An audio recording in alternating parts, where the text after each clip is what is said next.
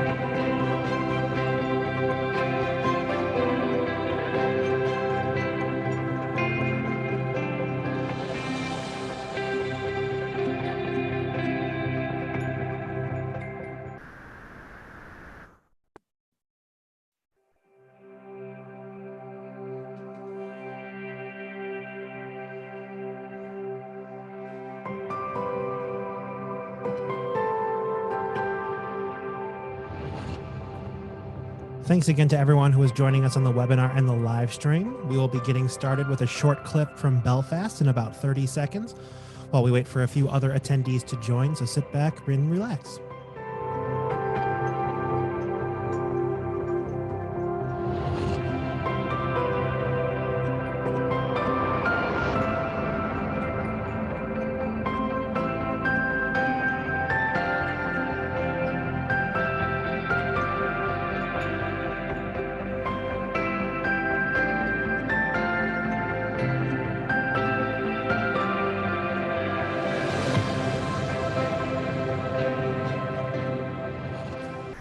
And finally, one last thank you for everyone who is joining us on the webinar and on our live streams for tonight's Beat the Critic event with Richard Roper.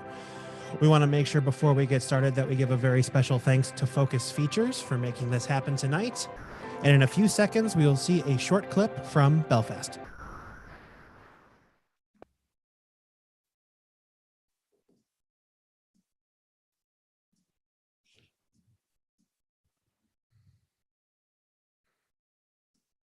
You're running around here like the man in the big picture, not paying your taxes and spending all our money on horses. It's the building trade. I told you it doesn't work the normal way. I told you I had it covered. I was the one who had it covered. No, you had to spend 3 years of back tax. To keep you out of bloody jail. We're drowning in debt. We're near done with the back tax. £10 a month for 3 bloody years. This is the time to think about making a new start. I know nothing else but Belfast. Exactly. There's a whole world out there. We can give these boys a better chance than we ever had. There's Commonwealth countries needing tradesmen. The government will give you assisted passage. We can get the whole family to the other side of the world for £10. We're living in a civil war. And I'm not here to protect my family. And here to talk Belfast and all things Oscar, here is Richard Roper. Thank you so much. That is Brian Ernst, who does everything so beautifully behind the scenes for us at Sun Times. And Brian, I hate to tell you this, but if you were nominated this year, your category would not be in the main televised version of the Academy Awards. That's just how they're doing things this year. We're going to get to that in a little bit, guys. We're going to talk about the Academy Awards and take your questions. And you're welcome to submit your questions as this goes on. Last year, we had hundreds of people joining us as we went along over the course of about an hour or so. So if you come in and you got some questions, if you just want to sit back and kind of enjoy the conversation, that's wonderful as well. As Brian mentioned, we got to thank Focus Features for providing. I know we had the chance for 100 readers / viewers to check out Belfast, which was my pick for the best movie of 2021. You really have to go back and remember what year it is these last 3 or 4 years. So yeah, the best picture of 2021, nominated for best picture for 2022. The shot you saw, the scene you saw right there, this film, of course, written and directed by Kenneth Branagh, based loosely on his own experiences. Everybody thinks of Kenneth Branagh, of course, as this incredible British filmmaker, playwright, actor, director, writer, producer. Actually was born, though, in Northern Ireland, and he moved with his family when he was about the same age as Billy, the little boy, the protagonist, in Belfast because of what was happening in Northern Ireland in 1969. think one of the fascinating things about this film is that's Jude Hill, by the way, who plays Buddy. And it's one of those child actor performances where you feel like he just doesn't even know there's a camera there. And I remember talking to the filmmakers about this, and at the very beginning of the process of making this movie, they had to tell him to stop looking toward the camera because he would start acting with Ciarán Hinds and Judi Dench and then kind of look over like, is it going pretty well? Is it going pretty well? Obviously, with the help of Kenneth Branagh, the director, and the great guidance of the veteran actors, I think Buddy as a character really disappeared. Jude Hill disappeared into Buddy. And as you see in that particular scene there, the story is really told through the eyes of a child. It's his point of view from the very beginning, where his pretending that he's a gladiator at war on this little neighborhood street where he lives, all of a sudden turns into a real clash, and there's real violence going on. And excuse me, the scene you're seeing there, his parents, who are played by Katrina Balfe and Jamie Dornan, he comes down the stairs and hears them, and he knows he's just old enough to know that there's something not perfectly right going on within that marriage. And what's happening there is Jamie Dornan's character, he's a laborer who's been going overseas for long stretches of time, actually working in Britain because that's where he's getting work as a laborer, leaving his wife and the kids back home under her care and also under the care of the grandparents played by Judi Dench and Ciarán Hinds. Now he's coming home, and the troubles are getting more and more intense. The battles between the Protestants and the Catholics, and those who wanted Northern Ireland to stay part of Ireland, and those that wanted to join the Kingdom of Britain. Very, very, very, very tense times, and then violent times with a lot of parallels, of course, to what we're seeing today.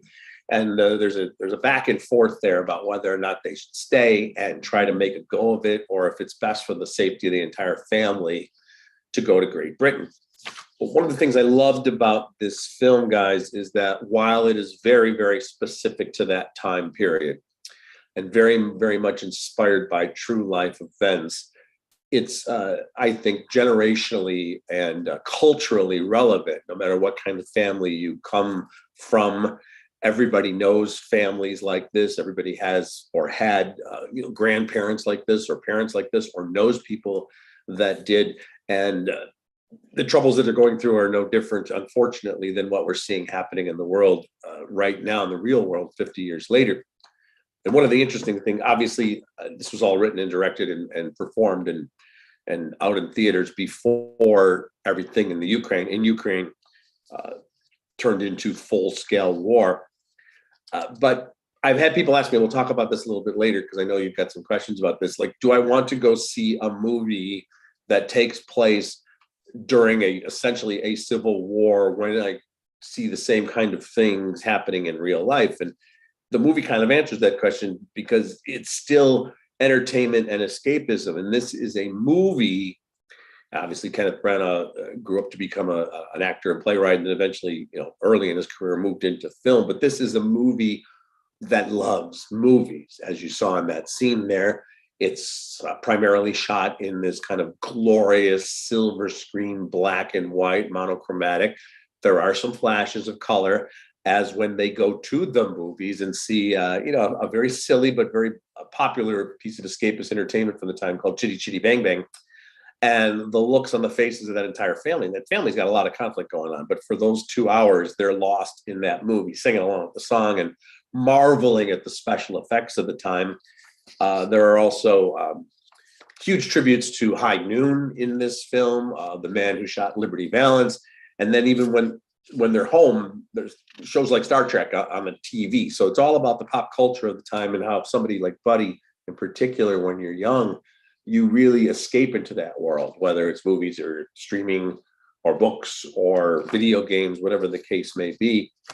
I've been talking to people a lot about this lately, about, is it appropriate for the Oscars, for example, to continue this weekend? People say, we've got all this strife in the world, domestically and internationally, and yet we're going to see all these rich and pretty and privileged, famous people in their ball gowns and tuxedos, in their jewelry, on the red carpet, celebrating themselves. And my answer to that is, I think this type of entertainment is most welcome during the most difficult times. And if you look at the history of the Academy Awards, even during wartime, the show went on. Now, there were a few times when there were some postponements. It was going to be the Oscars after Martin Luther King was assassinated were pushed back a few days. But the Oscars continued just as Major League Baseball continued during World War II. And Presidents Roosevelt and President Truman saying, we have to keep playing baseball. We need the American people to go out and be entertained. And after John F. Kennedy was assassinated in the fall of 1963, the NFL took a week off. And then they were back playing football again. President Johnson and others saying, we have to keep going. And it was the same sort of strength we saw and unity we saw in New York after 9/11. When after a suitable period of time, we were encouraged to go to New York City to help businesses out and keep life going on. So I know a lot of people, have problems with actors who are going to be going up there and giving speeches. And I personally feel like everybody has the right to their opinion, no matter what they do for a living. I think there are other better platforms for actors. Some of them, by the way, are really well informed and put their money where their mouth is and dedicate huge amounts of their celebrity and their wealth, and most important, probably their clout, to really noble causes. I'm still of the mindset that, on the Oscars at that night, you can celebrate the Oscars. It's fine. If people want to talk about individual causes, that's fine too. My advice, not that anybody's asking me, to an actor would be, thank the people you want to thank who are involved in the art, be grateful for the chance to do this art, and use other platforms to talk about the events of the world. That's just my take on the Oscars, but I'm glad they're going forward with the Academy Awards. We're going to talk about the telecast in general. We're going to talk about some of the changes they've made, maybe even do a few picks on my ballot. You can go to suntimes.com and see my picks in all 23 categories. And we, of course, have the Beat the Critic competition going. But I want to talk just a little bit more about Belfast in particular before we widen the conversation, guys. And again, thanks to Focus Features for providing us with the screening that a lot of you were able to watch virtually. And I'm hoping that by this time next year, we're all going to be in a theater together watching a movie, and then we'll actually have the Q&A afterward in person. I think we'll be able to do that next year. But this film was nominated in most of the major categories. As I mentioned, I had it as my pick as the #1 movie of the year. The performances are just beautiful in this movie. And Judi Dench, who of course has won before and been nominated almost as many times as Meryl Streep, is nominated for Best Supporting Actress. And Ciarán Hinds is up for Best Supporting Actor. And Ciarán Hinds is a name, it's one of those classic things we've had for as long as there have been movies. I remember watching movies with my parents when I was a kid on the Late Show on Channel 9, and you'd say, oh, who's that? I know that. And I'd say, that's Peter Lorre, character actors, as we call them. Peter Lorre was pretty famous. Ciarán Hinds he's been in everything, tons of period pieces, modern day stuff. He'll be the guy you can't trust when there's a lot of espionage going on, or the only guy you can trust, or he'll be the guy in the gladiator outfit. He can do everything. And the relationship, and these are Buddy's grandparents who spend a great deal of time with him because their mother has to work and take care of the other kids. And father, as we mentioned, played by Jamie Dornan, is away sometimes for weeks at a time. And Kenneth Branagh does just a beautiful job in this scene we're about to watch, because as you'll notice, there's not a lot of camera movement here. There's not a lot going on. We're just in a scene that could have taken place on any small stage. But what I love about this, the setup for people who haven't seen the movie, is Buddy, and again, this is the kind of thing that happens even in the most troubled times. He's more concerned about the girl he's got a crush on in school and how he's going to do this paper about the moon landing than almost anything else. And the setup is that in the classroom, the higher your test scores, the more you move to the front of the classroom. So he wants to move to the front of the class to sit next to this girl he's got a crush on. But as they're discussing that, what we see here is what we don't see a lot in mainstream motion pictures. We see a lot of kind of bickering, crabby, wisecracking grandparents. We don't see a lot where we also are reminded that theirs is an epic love story that still has some chapters to tell. Why don't we take a look at this scene from Belfast? Rich, you set it up beautifully, but I just want to point out that the lawyers at Focus Features have had their finger on the pulse and kind of gave us a warning with the first clip we played. So I'm going to pivot back to you to All make right. sure there's no issues with our live stream. Well, but you did paint it beautifully. all right. Well, I am now. Well, I'm glad that, hey, listen, that's fine. And I respect that. I'll, by the way, Brian, that's not Brian's fault that we played that clip. I asked him to play that clip. If they don't want us to play more clips, I get that. That's very interesting. Well, we can have a whole other discussion about whether and how you can play clips. Of course, they have the rights to it. And I completely respect that. I am now going to recreate that scene for you. I will be playing the role of the grandmother. No, I'm not going to do that. Okay. We're going to move on from that. Obviously, you can get the film if you want to take a look at it, guys, and check out that scene and just the beautiful acting throughout. Why don't we take this moment then and pivot and talk a little bit about the Academy Awards? And we mentioned Belfast, nominated in so many categories. The Oscars themselves, it's been a tricky few years.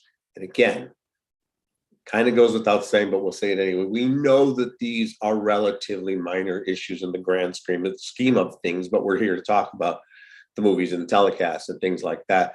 And last year, with the height of the pandemic, they were not going to. There was never really any discussion about doing a full awards telecast. None of the major awards did that. So they I thought they took some chances, and maybe the chances didn't work, but the idea was. The downtown Los Angeles train station, which has been the setting for tons of great movies, would be the Los Angeles hub for the Oscars. And then in a theater in London would be kind of the European hub, and there'd be some nominees there. And then other groups would be at private homes. You'd go to the house of a director who had multiple nominations, and other nominees would be there. We didn't really have any host. We haven't for a couple of years. It was a strange telecast. It didn't work as TV. And as we just learned, things can come up all of a sudden in the middle of a broadcast. We're like, oh, never mind. We're not going to do that. We're going to do this, or you lose somebody's sound. And it ended really on kind of a unfortunate note because they always have finished the Oscars traditionally with Best Picture. And this year they made the decision to end with Best Actor. And that's proof, by the way, that nobody except for a very few people know who really has won the Oscars, because if they had known the outcome of Best Actor, they would have kept the order as it is. Everybody thought it was going to be the late Chadwick Boseman. So that was going to be kind of the crowning moment of the Oscars and a chance to pay tribute to his wonderful work. When Anthony Hopkins' name was read off, it took the people in LA by surprise. It took the television people by surprise. It took everybody in London by surprise. The one person it didn't take by surprise was Anthony Hopkins, because he had already gone to bed in Wales. So it was the middle of the night there. So he woke up in the morning and found out he had won the Academy Award. And we had our first Academy Award acceptance speech done solely on an Instagram in a field in Wales. And Anthony Hopkins, of course, was very gracious and thanked everybody. The ratings were way, way, way down. They were going to be anyway, just because we weren't going to have the traditional red carpet and all of that. So that wasn't really a surprise. But there have been other problems with telecast for many, many, many years. It goes too long. There were 24 categories. They've now shortened it to 23. They combined the two sound categories, but still 23 categories. Just by going through 23 categories, announcing the 5 nominations, saying the name of the winner, having the winner come to the stage and then give a speech, you're never going to get it shorter than 3.5 to 4 hours. It just can't be done. And, I would like to say too, I'm one of the people that have used this term, and I shouldn't. We talk about the lesser categories aren't going to be on live television. I would say that they're the less high profile categories, the less glamorous categories. Maybe you could make that argument. Because we don't know most of the people, but their work, of course, is just as valuable. So this year, 8 of the categories, including documentary, short, and production design, editing, which I'm kind of surprised they didn't include in the live telecast, hair and makeup, which I think a lot of people in costume really want to see. Anyway, they're still going to have those nominees at the Academy Awards. They're still going to be in their seats at the now called Dolby Theater. It was formerly the Kodak Theater, the Dolby Auditorium. They're going to get their names announced. They're going to go up and get their acceptance speech and get their Academy Award. It's just not going to be shown on live television. When the broadcast starts live at 7 o'clock Chicago time, they will incorporate those 8 winning moments pre-recorded into the telecast, which, by the way, is done with so many talk shows that are live, or game shows, or all types of different shows where corrections are made or pre-recorded bits are inserted into things. Even Saturday Night Live has pre-recorded bits in it if something goes wrong and they need it, or they just need to do something in advance because it requires location shooting or different types of pyrotechnics. So I think that's a good move. It's going to definitely shorten the broadcast. We have Regina Hall and Amy Schumer and Wanda Sykes are going to be the trio of hosts. They've never hosted before. I think they'll do a terrific job. That's kind of a thankless job too. If you do a great job, everyone's like, well, big deal. Billy Crystal should be great. Johnny Carson should be great. Jimmy Kimmel should know what he's doing. If you stumble, then it kind of, Anne Hathaway and James Franco are still letting it down. But I think I expect these 3 very talented performers to do some really funny stuff, to maybe push the envelope a little bit, but also to kind of act as traffic cops and keep things moving along. So I'm actually kind of looking forward to that. Those are the main changes in the Academy Awards. As I mentioned, you can go to the Sun-Times website and see all my picks. What I like about this year, when I'm just looking at the rosters, for example, Best Picture, The Power of the Dog is the favorite. I don't want to say the prohibitive favorite, though, because Belfast could win, Coda could win, King Richard could win. In all of the acting roles, we have favorites, but we also have possible upsets. As always, when we look at the Academy Awards too, you have to look at them, not just the specific performance in the specific role, but where the actor is in their career. I'll run through this, for example, and let's say in actress in a leading role, Jessica Chastain for The Eyes of Tammy Faye, Olivia Colman for The Lost Daughter, Penelope Cruz for Parallel Mothers, Nicole Kidman for Being the Ricardos, and Kristen Stewart for Spencer. Interesting there. 3 of those roles are playing real life characters. We also have a couple of those in some of the other categories.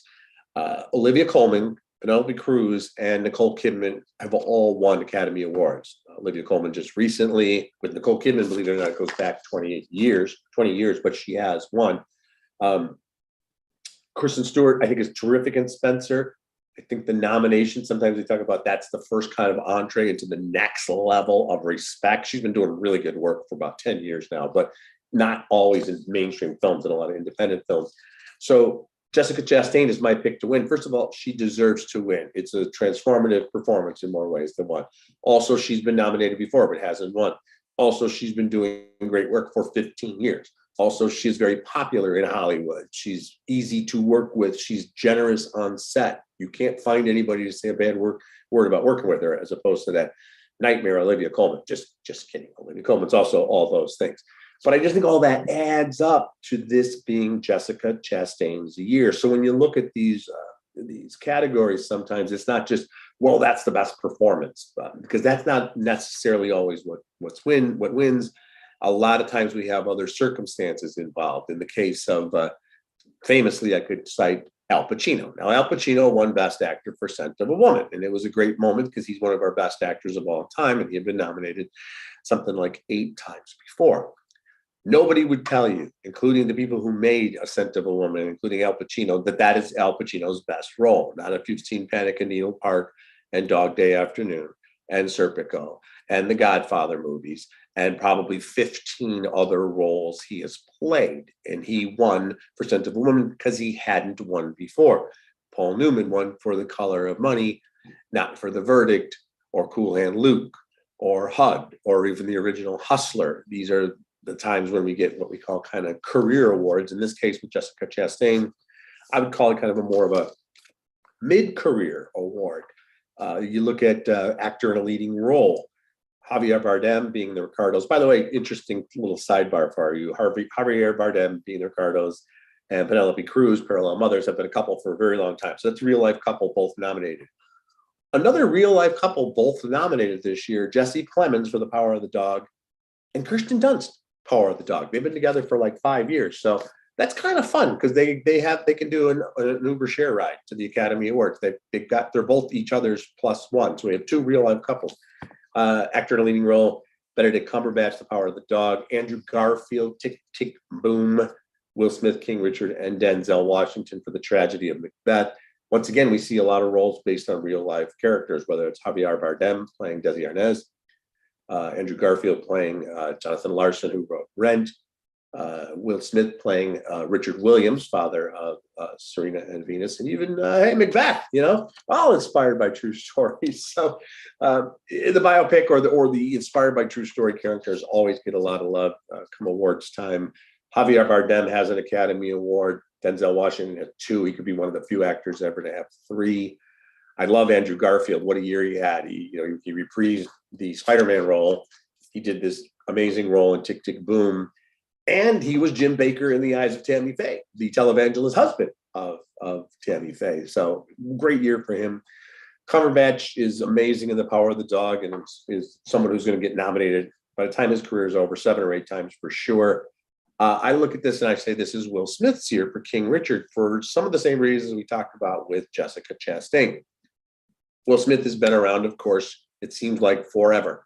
We feel like we know Will Smith. We feel like if we saw him and said hello to him, he'd be up for chit-chatting. I'm not saying Benedict Cumberbatch wouldn't, but I don't know. I don't know if you'd go, hey, Benedict, as much as you'd say, hey, Will. And Will Smith has such a larger-than-life persona, it's almost more impressive when he can disappear into a character, because he can easily play the Will Smith cocky movie superstar from Men in Black and Independence Day and all those types of films. And it's not that it's not hard work, but he could roll out of bed and do those characters. And in King Richard, he's playing a fully realized 3-dimensional character. The King Richard title, it's not mocking, but there's a little bit there about how he views himself, how he has to view himself and his family as royalty in the making, giving the setting in Compton and the struggles they go through, including, by the way, Ingenue Ellis as his wife is there every step of the way. There's a great speech in that movie where she reminds him of that in raising those daughters. And the story is very specific to the time period when the girls are very young, just to when they're going to hit it big. That's why the focus, because some people are saying, why did they make a movie about the dad? Why didn't they make a movie about the sisters? Well, there will be, and there have been stuff. And then you could do amazing limited series about Venus and Serena. This is the story before the story. This is Richard Williams' story. And what he has done and what he went through and what he put up with is incredible. And at the beginning of the movie, even though you know how the story is going to turn out, you think it's crazy that he thinks he's going to have two tennis superstars that he's going to train essentially on his own until he can even get them some professional coaching and get them into the arena long after girls their own age are on the fast track to being pro tennis players. What he did is amazing. But we see his flaws. We see his ego. We see how he can't be trusted sometimes in business deals. We see his stubbornness, all of that. Will Smith is another actor who has been nominated before and hasn't won. So I do believe it's his year. So that's kind of the mindset and the thought process I go through when I make these selections. And as I mentioned, we can go through the ballot. You can take a look at yours and try to beat the critic. This is one of those years where I don't think I'm going to get 20 out of 23 or 21 out of 23 right, because we really do have some potential for some fantastic upsets.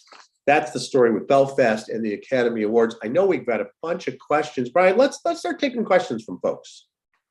Let's do it. Let me pull up the first question for you here, which is unless you heard from somebody telling me we can't have questions.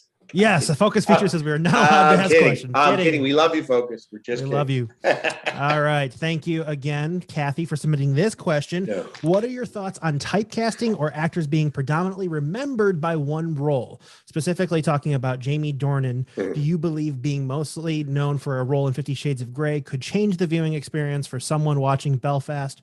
Or do you believe it doesn't make more than a momentary difference? The answer is yes. It's a little bit of both. Kathy, that's a great question. Yeah, for folks who don't know, Jamie Dornan, he's the guy in 50 Shades of Grey, which, that the most amazing thing to me wasn't that they made a movie out of 50 Shades of Grey, because those books sold in the tens of millions. Of course, they were going to make a movie out of them. Amazing thing is that the first movie did well enough that they made a couple more. And I took that as a personal insult because I had to watch all of them. And there's something so horrible. And, the material was terrible then. And it's only within a decade. And it seems so much worse now, just everything that happens in that story. And I remember reviewing it at the time. And Dakota Johnson's a really good actress, as we've seen in small roles and big roles since then. But Jamie Dornan and Dakota Johnson looked like they were being held hostage that entire movie, and they didn't want to be there. We talk about chemistry between actors. There was none. And I thought Dornan in particular, I didn't know, honestly, I knew that he had done other things, but I didn't know a ton about his work. And I thought, this is a stiff. This is someone who's going to be doing something else for a living by the time this trilogy is over, or just, making his way through supporting character roles on TV shows overseas or here, and just kind of, Hasselhoffing into the distance, if you will. No offense to David Hasselhoff, legend, and I was completely wrong. And it just shows how much the writing and the confidence of the director and other things can play into a performance, because he gives an absolute movie star turn in Belfast. He's always been a great looking guy, but he's playing a guy. It is a great role too, because he's playing a dad. Again, we're seeing this through the eyes of his son. And when you're 9 years old, in most cases, even when your dad's not around, you think, he hung the moon. And he looks like James Dean a little bit. He's an anti-hero, and he can be a tough guy, but he's also a family man. But then he kind of wanders off, and we don't know what he's up to. But then there's this scene in the movie where, in the middle of the marital strife and the bigger picture problems, there's a dance, and he sings this great pop tune called Everlasting Love to his wife. And the way Branagh films it, it's basically like a late 1960s, early 70s pop show. Like they have Top of the Pops over there. We had American Bandstand, things like that.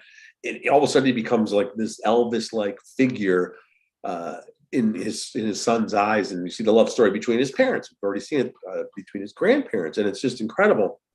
And it's the kind of stuff that if you don't have movie star charisma, you can't pull off. So to your question, it can get in the way, but if the talent is there, and it's interesting that this year we saw that with Jamie Dornan, because we've seen it with Kristen Stewart, on and off in her career, but the Twilight movies also put her in a box. Oh God, she's in the Twilight movies, and Kristen Stewart has been around since she was a kid. She was Jodie Foster's daughter in Panic Room, if you go back and look at that movie, so she's been acting forever. She's really, really good. The Twilight films were incredibly successful, but then everyone was like, oh my God. And of course, that brings us to Robert Pattinson, who I think was even more hamstrung by being in the Twilight movies than Kristen Stewart. And we've seen with him, in both cases, Robert Pattinson and Kristen Stewart, they made conscious choices after that to not, they've done some mainstream stuff, but to do some really edgy, independent work where they're getting paid 1/100th of what they got paid for Twilight.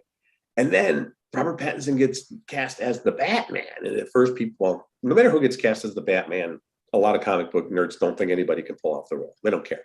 There's going to be, but it was kind of a controversial choice. And then the movie came out and everyone was all, man, he's perfect. So it does show that I think we have to keep an open mind for a lot of actors and remember sometimes, as Kieran Hines has actually said quite often, sometimes you take the role that's available. Sometimes it's a great role, and sometimes it's to pay the mortgage and the bills and take care of the wife and kids, or the husband and kids. All right. The next question we have here is from a Brian, not me, but another Brian. Were any punches pulled due to politics? If I'm assuming this is the case of Belfast, no. And, I don't think that happens overall when films, look at a movie like, I was not a fan of it too much, but look at a movie like Don't Look Now. Adam McKay's way over the top environmental and political satire. And, there's certainly all kinds of folks could be offended by that. And, if anybody's going to pull punches, I think they're going to do it before the movie gets made. If the studio says, well, we're not going to put this much money behind it because you're going to offend this, group of people. But I don't think the typical writer director, when they're starting to work on a project, thinks about, well, I better be careful because of the politics of the time. All right. And Anissa asks, what makes the movie timely and current despite being set in the past? Yeah, great question. I mean, first of all, it is a period piece, and some of it is very different. How situations are handled are very different because I remember at just about the same age as Buddy, and you'd hear about the Vietnam War, and that was the first televised war in terms of Walter Cronkite talking about it on the 6 o'clock news, or you'd read about it in the newspaper. But it's obviously very different today, and it has been really going back since the 90s, and the Gulf War and conflicts and wars since then, when we're seeing stuff often in real time. So just we definitely are more immersed in what's happening in wartime than we were even 10 years ago, and certainly 50 years ago. But the situations themselves never change, unfortunately. In this case, there's a lot of it had to do with religion, Protestants and Catholics, but also a lot of it really had to do with loyalties. Are we loyal to the crown, or are we going to be with Ireland?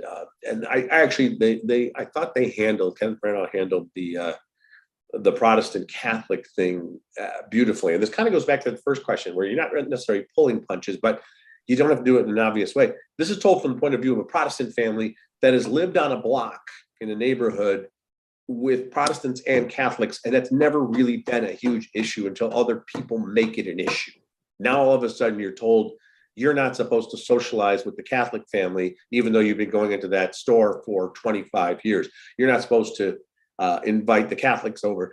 And Buddy is a Protestant. He's trying to figure out the differences between their faiths. And when he learns that in the Catholic faith, all you have to do essentially is confess your sins and you'll be forgiven. And as a 9-year-old boy, he says, that sounds really good. That sounds like a really good. I just got to say, I'm sorry. And I'm like, well, there's a little more to it than that. So, yeah, it's very much of its time, but, films like that are almost always universal. The next question here comes from Mark. He asked, do you think any of the film's themes apply to conditions in the world today? And Mark, you are, right, going hand in hand with what we're talking about there. And it's interesting too, because whether we've seen movies about ancient conflicts, completely fantastical stories set a long, long time ago in a galaxy far, far away, Civil War, World War I, so many of the themes are the same and universal and have parallels, and sometimes these stories are told from the points of views of the most heroic soldiers on the front lines. Sometimes we see it from the point of view of the politicians who are pulling the strings. Look at a movie like, 13 Days, which tells the story of the Cuban Missile Crisis through an assistant to John F. Kennedy, essentially. Sometimes we see those stories told with the war happening all around, or the conflict happening all around the central characters. But in the case of Belfast, we don't see anything, involving. There's big conflict, but it's local. You know what I mean? It's local residents and then rebels and soldiers, but it's not like we get these big, grand, sweeping proclamations from politicians or see large assemblies or anything like that. So, you can tell the story of a war from the point of view of 6 people or 6 million people. All righty. And Jim here is going to pull us away from Belfast in particular and go back just to the Oscars in general. What is your pick for the best film for the Oscars? Yeah, and this is a good question, because if you look at the last 30 years, probably 27 of those years, we knew it was going to win for Best Picture. Once in a while, there's a mistake, and La La Land says, Moonlight, you won. That was a surprise. But even that year, it was a close race. Most years, we know who's going to win Best Picture because it's won everything. In this case, I thought Belfast when I saw it last fall, October, I think I saw the screening of it. I'm 20 minutes into it, and I'm thinking, this is definitely going to get nominated and probably going to be the Best Picture. My opinion never changed, even after I saw everything else that came out. The Power of the Dog, I admired the film. I didn't love it, but it's very, very beautifully photographed. Jane Campion is up for her second Oscar as Best Director nomination. She was nominated in '93 for The Piano. Spielberg won for his incredible Schindler's List that year. That's a film that just has been winning a lot of awards. And then Coda is kind of that underdog, and every once in a while the underdog ends up being the champion. And everybody who sees this film, and it's about a family where everybody's hearing impaired or deaf. The daughter's the kind of the conduit to the outside world. It's a real crowd pleaser. It's beautifully done. Some of the acting has been nominated and should be. And Marlee Matlin is the mother. She won, of course, for Children of a Lesser God 20 some years ago, 30 years ago. That's a film that is really catching a lot of momentum. So my personal preference is Belfast. My prediction is Power of the Dog, and my underdog is Coda. See, with 10 nominated pictures, you get to hedge your bets. All right. Well, Kyle is done with the Oscars. He wants to know what you're looking forward to this year already in 2022. Let me tell you something, Kyle. This is the question I get the most, is either what are you looking forward to most this year or next week? And when I was partners for many years with the late, great Roger Ebert, he told me that he and Gene Siskel used to be terrified by this question because they were so focused on what was happening that week, so focus featured in this case, but they were so focused on what was coming out. In fact, Roger told me the story the very, very first time they were on the Tonight Show, the Johnny Carson Tonight Show. The producers, this is, late 70s, I would guess. Producer comes in and says, we're going to ask you about your most anticipated movies of the year. And they were like, oh my God, I don't know. We thought we were going to talk about whatever's coming out that week. And they started frantic. This on a landline. Their friend, it was like a Curb Your Enthusiasm before Curb. They're calling back to Chicago to the production offices. What do we say we were looking forward to? And ever since then, Roger always had a rule that one producer had to be on call whenever we were at a talk show in case we found out we were going to have to talk about something we couldn't think of. So that's why I actually put together my list of the most anticipated movies coming up, because I knew that question was going to come up. First of all, I was already wrong about, I wrote this piece for the Sun-Times right at the beginning of the year. Now I mentioned I was looking forward to Scream. I was right about that. My faith was rewarded. I mentioned The Batman, which has already come out. But I mentioned The Lost City, which was Sandra Bullock and Channing Tatum in this kind of Jewel in the Nile type thing. And I go, this looks like a 1980s adventure film on the order of Romancing the Stone. Expect a lot of quipping and banter. Well, yeah, I was right about that, but I didn't like it at all. I thought it really was disappointing. So whoops, I was wrong about that. But to your question, I'm going to give you a couple that I'm really looking forward to. The first one I'm going to mention, I'm not making this up. This is a movie that's coming out in April. I can't wait to see this. It's called The Unbearable Weight of Massive Talent. The Unbearable Weight of Massive Talent. Cage is going to play Nicolas Cage. He accepts a $1 million offer to attend the birthday party of a super fan, but then he has to become some of his best known characters in order to solve a mission. So Nicolas Cage is going to play some of the characters Nicolas Cage has played throughout his career. That's the actual movie coming out. I'm also looking forward to Nope. It's a movie called Nope. Not the story of Leslie Nope from Parks and Recreation, but Nope. This is from the brilliant mind of Jordan Peele from Get Out and Us. All we know is that this is a horror film. You may have seen some of the very cryptic commercials for it.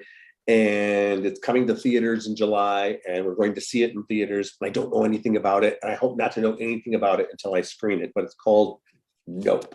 Really looking forward to that. We have Black Panther, Wakanda Forever coming out in November. We have, after 13 years, Avatar 2. Now, I really admired the first film. I'm curious to see what James Cameron's going to do with the next one. Everybody's back, including Sam Worthington and Zoe Saldana, but 13 years, I'm like, wow, I hope it was worth 13 years. And then we have, near the end of the year, I love these period piece movies about the golden age of Hollywood, or even a little bit after Once Upon a Time in Hollywood, of course. And Brad Pitt and Margot Robbie, who, by the way, were both great in Once Upon a Time in Hollywood, both nominated. Brad Pitt won. But if you go back and look at Once Upon a Time in Hollywood, their two characters never crossed paths. They're in the same movie, but they never crossed paths. This time, they're going to be sharing a lot of screen time. This one is set during the early years of the golden age of Hollywood in the 1920s. And it's directed by Damien Chazelle, who did Whiplash and La La Land. So it's called Babylon, and it comes out Christmas Day. So there, I was prepared for your most anticipated movies question. All the way through Christmas, you were prepared. I can't listen. It's right around the corner, baby. All right. Next question is from Norb S. He says, you recently called The Godfather the GOAT, greatest of all time. He disagrees and says it's Vertigo. What is your pick for the second greatest movie of all time? Godfather Part 2. Sorry, I know it's too easy, but hey, Norb, you set me up there, buddy. You could combine those. This is a great question. Yeah, it was recently the 50th anniversary of The Godfather, and I wrote a piece for the Sun Times with a lot, instead of just reviewing, which has been done a million times, just some cool things to look for when you're rewatching it. And for me, it was really fun too, because they re-released The Godfather. Francis Ford Coppola restored it with a great team of technicians, so it actually played in theaters. So I rewatched it on digital just to write the piece, but then just as a fan, I went to the movies to see it at the AMC theaters downtown. That was really cool because, first of all, it was a Saturday afternoon and it was kind of a beautiful spring day in Chicago, and the theater was jam-packed, and it was all ages, very diverse, really cool crowd that clearly were just in the mood to watch that movie. And first of all, the restoration made it look like a brand new movie. It didn't have all those crackles and pops and hairs and all that stuff in the film. It just looked absolutely beautiful. The sound was incredible. But to watch it with a crowd, I've never watched it maybe in a film class or at a screening, years ago, but I've never watched it just in a commercial auditorium. I was 10 or 11 when it came out. And we all know what's coming, but you forget some of the dark humor, and to hear laughter at a screening of The Godfather in the right moments, and then kind of some of it, holding our breath at some of the more intense moments, just incredible. The question about, so people kind of go, oh, boy, you say The Godfather, the greatest movie of all time. It's not an inspired choice, but it's the honest choice. I do believe it is, and it's my favorite. To really, get into Norb's question, Vertigo, first of all, is a great film. There are 50 movies that on any given day I could say are my second favorite. There are certain films, I mentioned briefly Steven Spielberg winning for Schindler's List, an incredible film, an important film, a movie that was much more than just a movie and will live on forever. I recently rewatched it. I probably hadn't watched it in 10 years, because when you sit down to watch Schindler's List, you are going to give your all to the film, and it's going to drain you. There are other movies that have what I call more of a repeatability, even if it's sometimes intense stuff. But I mean, they're just not. You can click across it and go, oh, Goodfellas is on, I'm going to watch it. Oh, Tootsie is on, this is great. Oh, all those great 80s comedies, things like that. So when you get into what's the greatest or what's your favorite, those are different. There's no way you can discount Is Citizen Kane the most important and influential film in terms of what Orson Welles did at the age of 25 in terms of the filmmaking technique and everything about that story? Probably. But when we're talking favorites or greatest, it's interesting because it's fun. People say, what's the greatest movie of all time? I don't hear people that much saying, like, what's the greatest song of all time? Because it's insane. Because you're like, what do you mean? Like a pop song, a rap song, a Sinatra song, an opera? But movie they'll do. Or what's the greatest book of all time? But for some reason, movies and TV shows, we love to rank them. All right. With our final question here, we've moved off of Belfast, but Shannon W. is going to bring it back into Focus Features to ask, do you think audiences are less likely to see a film like Belfast now that we have those tragic real-life war updates from the Ukraine every night on the TV news? Shannon, that's a great question. And I think there are two schools of thought here. And I hear from people all the time. In fact, when my review of Lost City came out in the Sun Times, I heard from more than a few readers who said, I read your review. I usually agree with you. The way you described that movie is this dumb romantic comedy romp with Daniel Radcliffe, speaking of stereotype, it was Harry Potter, playing the villain. And then Brad Pitt has this silly cameo and none of it's believable. They go, that's exactly what I want to see right now. That's exactly what I'm in the mood for. That's great. It depends on if that's what you want to do. I think a lot of times it depends on where you are in your life, what kind of job you have or what's going on in your world. I've always said that, I'm more depressed by a comedy that's not good as opposed to being elated by a great drama. But there's always room for saying, I just want to watch a frothy rom-com from 1996 or 2004 or 1985. And sometimes, people are like, there's just too much going on in the world. Listen, look at all the TV, limited series, documentaries, and even movies that came immediately out of the pandemic. They recognized we were in a pandemic. There were attempts to do stuff where people are on Zoom or somebody's quarantined. I just saw a film where Naomi Watts is stranded on a mountainside. There are millions of ways to tell a story, even during a pandemic. Other people were like, I don't want to watch a movie about a pandemic during the pandemic. It kind of depends on the situation too. It's a really interesting question to me, because if you go back and look, for example, this is, believe it or not, folks, I had to do reading about this. This is before my time. But if you look back the 1940s, when we were in World War II, during World War II, American studios put out hundreds of movies about World War II. Some of them very serious, some of them completely fictionalized, some of them where the war was a backdrop, for example, Casablanca, but Sergeant York and Wing on a Prayer and 30 Seconds Over Tokyo, and on and on and on. Movie after movie about the war, even though the war was going on. And there'd be newsreel footage of the war before the war movies. Well, for one thing, this was a war that the vast majority of Americans knew we had to be in, that the classic line, the good war.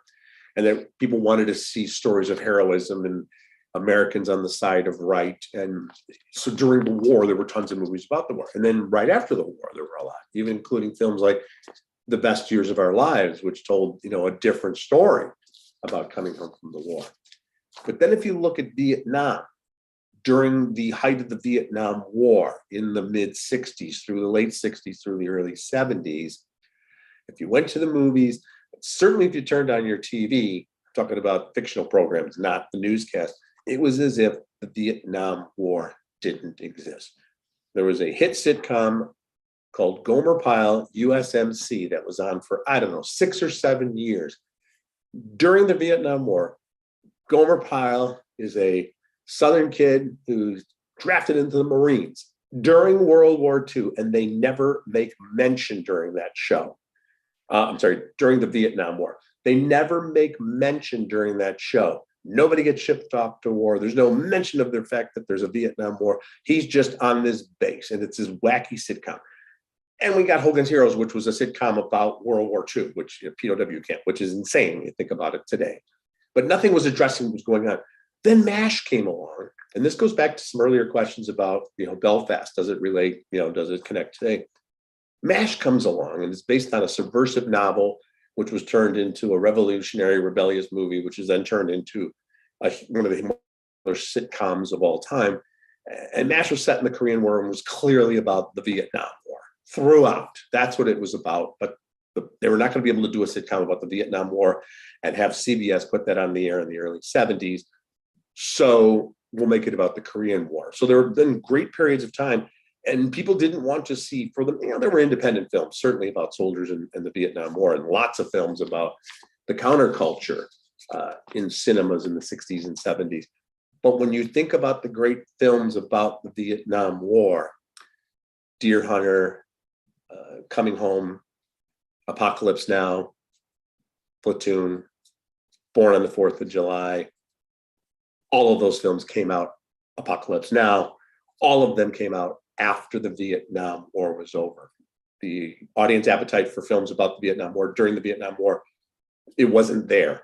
But then there was a huge appetite and huge creativity from films that were, in most cases, anti-war about the Vietnam War. So I guess it's a complicated question. During a crisis, we never think, they're going to make a movie about this. There will be films made about what's happening right now. Some of them will come out in a year or two. Documentaries are probably being made as we speak. But down the line, you will get big screen adaptations of these incredible things we're seeing every night on the news. And people said during 9/11, they'll never make movies about that. There have been dozens made. Life in all of its epic scope, in all its triumphs, but also its darkest moments. Eventually, the movies reflect that, and we will see that. All right, that was our final question. There's nothing else in the chat, and that's all we have for all the guests today. Thank you so much to everybody who joined. I'm sure a lot of you will be tuning in for the Oscars. I know I will be doing my usual standing by with my terrific longtime editor, Daryl Jevons, and Miriam D'Annunzio helping as well. We will be making sure that we have updates about the Oscars and commentary throughout. And then sometimes.com, you can see my reaction, and please pick up the paper the next morning to get the full story as well. Thanks again, too, to Focus Features. for everybody who got a chance to see Belfast in its entirety. We really do appreciate that. And like I said, next year, we're going to do this again, but we're going to do it in what they call a brick and mortar building with the movie on the big screen. And then I'll come out in person and we'll talk. It'll be great, I hope. Thanks, Brian. Thanks, everyone. I'll play you off. Music. You must get off the stage. How dare you? Thanks once again to Focus Features for providing Belfast viewing experiences for some of our viewers. And to see all of Rich's reviews and other great coverage from the Chicago Sun-Times, please take a look at our digital offer where you can get unlimited access to both the e-paper and every story on suntimes.com for only $2.49 a month at suntimes.com/subscribe. Once again, thank you to Focus Features, and everyone have a good night.